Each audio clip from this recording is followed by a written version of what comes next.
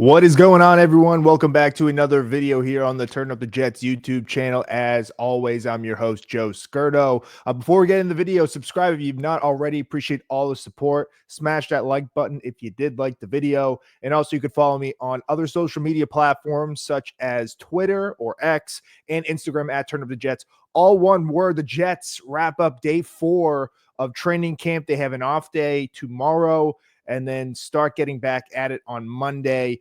We are nearing tackling pads when actual football starts up. And also the good news is that Justin Fields did participate today on 7-7s, had some beautiful passes. I believe he went 6 for 6 on those drills, hitting Garrett Wilson twice. He had the viral pass to Tyler Johnson for a touchdown. So a great sign. Even though that's not real football, it's a great sign that he's up and he's in the pocket, throwing, no limp at all. I mean, look at on Friday, he showed up and he's running around and kind of going through the warm-up drills and looked totally fine, even though he didn't participate at all. Today, he did participate lightly. It seems like Aaron Glenn and the staff are just kind of easing him back in. It's so early. They're not going to rush him, but I would not be surprised if he's a full participant on Monday at the earliest. So I think that's a very fair chance that we could see Justin Fields as QB1 once again, going 100%. So great news considering how bad it sounded on Thursday when he went down. It sounded like a lower leg injury. He was out for the season. Thank the media for that. Aaron Glenn kind of held them a little accountable yesterday, saying, hey, I'm not going to bullshit you. When somebody's injured, I will tell you what I know, but let's get the report before speculating. And that's all it was. It was speculation and it blew up. And then dislocated toe. That's all it literally was. And it seems like he's doing much better, noticeably not limping at all. So great news. But I want to hop on here because there's one name that's being tossed around every day of just being the absolute star of the practices. I wish I was there. I'm not there. I just kind of, scroll through X and watch tons of videos that other Jets content creators do or beat reporters do. And there's one name, and that's Will McDonald. I've heard a lot of Will McDonald over the last 4 days that he has been absolutely dominating. And I know it's so hard to really speculate of how real this is because they're not in pads. But I think you can just see the pure athleticism. He gained a lot of weight. He's trying to get stronger. That way he's more valuable in the run game. And his goal is to be a 3-down edge rusher, right? He was not that with Robert Saleh, and nobody was really a 3-down defensive lineman in the Robert Saleh / Jeff Albrecht scheme. So it's going to be interesting what this regime does. And it looks like they want him to be the bell cow coming off the edge, 3 downs, and being absolutely dominant. He had a noticeable big play today. He absolutely pancaked rookie Armand Membu. It probably was his welcome to the NFL moment. And I've just been hearing every single day that he is making a play. He's disrupting the offense. And even though the offensive line, despite having the disadvantage in shorts and not being in pads yet, have really held their own, in which should be a pretty solid Jets defensive front, McDonald has just been wrecking everything, no matter if he's going against Membu or he's going against Fashanu, who are obviously 2 highly touted young tackles who we're hoping are the tackles for the future for the next 10 years. But McDonald is just such an interesting prospect because we love talking about Jermaine Johnson, right? And Jermaine Johnson's awesome. It was terrible what happened to him last season. And, they needed somebody to step up, even though it didn't really matter in grand scheme of things because the Jets didn't win a lot of football games.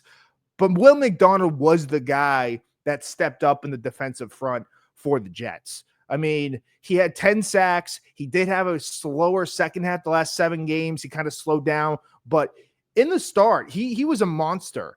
And I think really the changes he's done in the offseason will help him. He's stronger, he's bigger, and he didn't lose that athleticism. And what I've heard is like he didn't lose it at all because he's been completely dominant. So this is the guy who was drafted 2 years ago out of Iowa State, 15th overall, and I think a lot of Jets fans were shocked, including myself. You're thinking this is the first year with Aaron Rodgers, Jackson Smith-Njigba was on the board. How about you pair him and Garrett Wilson up again to have, in Rodgers' arsenal. That's not what they did. They went defense. They went edge. And again, even though they just drafted Jermaine Johnson the year before that, and Jermaine Johnson showed some signs of being really good, and then Jermaine's second year was really good, and unfortunately, we know how it ended last year. But with Will McDonald, it was a shocking pick, and I think people just forgot about him. He did not play much at all his rookie year. He was really tied, in terms of really getting a lot of reps. It probably had to relate to the Jets defensive front that year was really, really good until Joe Douglas decided to screw it all up in 2024. So, there was a reason why he wasn't playing as much as we probably would like him to, despite, being drafted in the 15th spot in the first round. And that was really a year that the Jets had a lot of expectations. So it was kind of a head scratching pick because you wanted somebody to really make an impact immediately. McDonald wasn't that guy. We knew what he had, though. He was a freak athlete. He's big. He's strong. And we're seeing it more and more. Like last year, you saw flashes. And I remember, more so that Texans game, the Thursday night game.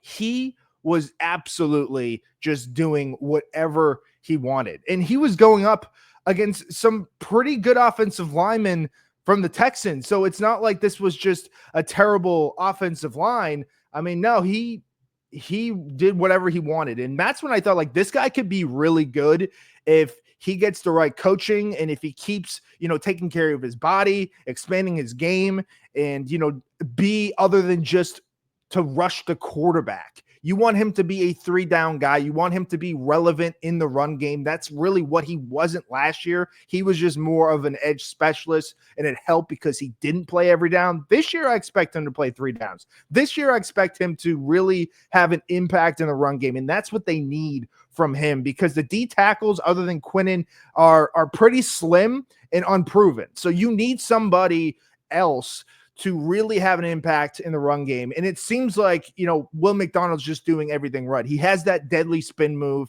And I just believe that he'll be adding more and more to his game. So it's very encouraging to see a guy who kind of broke out last year with 10 sacks, potentially to break out again. And I didn't really call last year a breakout. It was a really good season, but to the fact that what I've seen on film, what I've seen when I was watching the games, and now what I'm hearing at practice, the sky's the limit for this dude. He has a whole different level to break out. He could be that good. I'm not saying he's a top 5 edge rusher, but he's a gifted athlete. And to put on more weight to go with his athleticism, Olu Fashanu said at his presser today, there's nobody like him. He's seen nobody like him in terms of how he moves. It's very rare to see a guy who's 6'5" and an edge rusher moving the way McDonald does. I mean, we saw McDonald jumping over cars pre-draft before they took him in the 2024 NFL draft. So, he's just a freak of nature. 2023, excuse me. He's just a freak of nature. So Olu is just kind of explaining, yeah, he's been kind of doing whatever he wants. And, it's going to better himself and Armand, and it's going to better McDonald going against those guys. Because, again, McDonald is going against good talent. And Armand Membu is a big boy. And apparently he pancaked him. So I think that's a guy to watch. And I was going to do a video probably later on the beginning of the year, before the year starts, who are my breakout stars? And I don't even think McDonald should count because it's not really a hot take. McDonald should elevate his game. He should be a 13, 14 sack guy this year. He had 10 last year in a year that he didn't play every snap, in a year he was just kind of finding himself. It was his first year, really. He had the opportunity to be a starter because of Jermaine going down. So he took the opportunity, ran away with it, and I expect him to really elevate his game even more this year. And, everything coming out of camp, it's just got to make you excited as a Jets fan. So day 4 completed, no injuries, thank the Lord. And the Jets will be back early next week. They should be playing football with pads, and that's when you're really going to be able to evaluate guys. And I'm definitely going to keep a closer eye on the reports that come out with McDonald to see, because now the offensive line, it's almost fair game. It's hard to be an offensive lineman, especially going up against a guy like McDonald, to be productive because you have no pads. Like, you're not hitting them. It's, they have a disadvantage. They're not going to next week. It's going to be exciting to watch. Until next time, we'll be doing plenty of other videos, diving into training camp, kind of giving my expectations. Appreciate everyone for watching the video. Smash that like button if you like the video. Subscribe to the channel if you've not already. Again, I'm on @TurnUpTheJets, all one word, on Instagram and on Twitter. And until